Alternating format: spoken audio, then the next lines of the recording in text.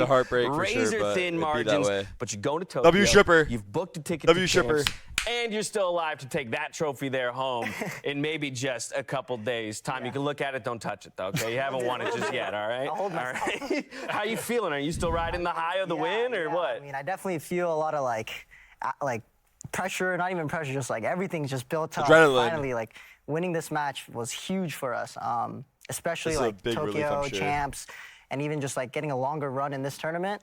It just feels amazing. It feels amazing to win and keep it going. I'll open the floor to these two in just a moment, but I actually want to re-hit a question that Sideshow asked to Finesse there, which is that the expectation from the beginning of the season is that you guys would be one of our top 3 teams and heading to Tokyo. So to even find yourselves in the position that you were in today, on the verge of possible elimination, how did you guys grapple with that notion that that's the position you found yourselves in?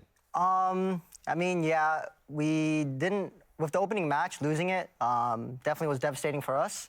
But a lot of my teammates, all of them actually, have so much experience that it's kind of like we were so confident going into this match that even for the Furia game, we were so confident. Even though we had our back against the wall, FNS, everyone on the team, we were super confident. And we were like, we didn't practice this hard for nothing. And we were ready to prove it. Yeah, for sure. I mean, one of the things I wanted to ask you about as well is that this is the first time you've qualified for an international event in Valorant. Yeah. Is this something you felt you were always capable of as a player, or do you think that it's something that joining this team and being with FNS Chet, that they kind of brought out of you, that they took you to that level? Yeah, I mean, I always had confidence in my own.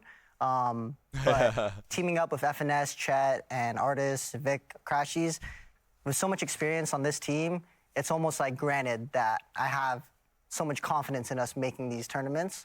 But yeah, I mean, I couldn't have done it without my teammates. They're super confident. They were confident in me. Yeah, the notebooks are and allowed on everyone, stage. and it just meshed well. Pretty sure. What about the journey on for you as stage. an individual? Last I year, don't it know, was actually, on all stage. online tournaments with the old edition of NRG. Yeah. You come into this year, Maybe you not on start off stage. with an international event in Brazil, then you're playing online every single weekend here with NRG in the league. What is the kind of personal journey for you as a player been in your Valorant career with this team now?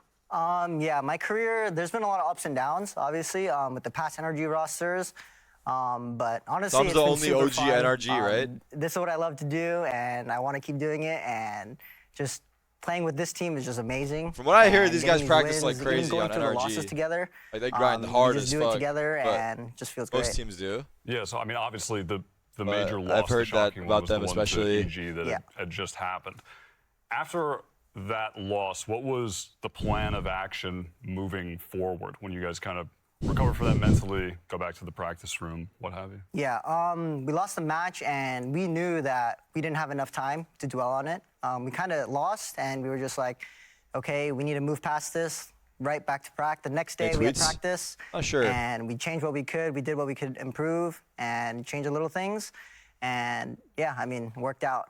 Yeah. And your teammates have now qualified. The core of this roster that used to be Optic, that was N before that, have made it to 7 international events in a row now. I guess 8 with champions locked in 2. What do you think joining a roster like that, what makes those guys Nice. so good and so consistent with different players around them to be able to consistently make it to these events and play at the top level of Valorant?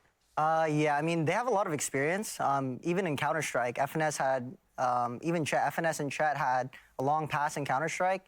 And switching to Valorant, they picked up Crashies and food, and then they built up the experience together. And me kind of just fitting in, I didn't really have to do much, really. They really set me up. I couldn't have done this without my team. They have so much experience that it's kind of like no matter where we're at, downs, lows, highs, we're just confident at all times. And speaking to the current iteration of the team, the success that you've found today, in particular, you guys are operating on such a short timeline, especially in this playoffs kind of format, right? Where if you get knocked to lower bracket, you're basically playing like every 24 hours, new opponent, reworking comps. And you guys specifically have shown the most willingness to just get rid of something that didn't work and dive into a different composition, even citing, stealing a lot of Cloud9 strategies there. Like, one, why? Because that's a scary thing to do, to say we're gonna ignore this thing that's worked for us in the past and jump onto something new. And then second, why do you think it is successful for your team? And what about your players, your roster, makes you guys capable of those adjustments? Yeah, so as for why, we feel as if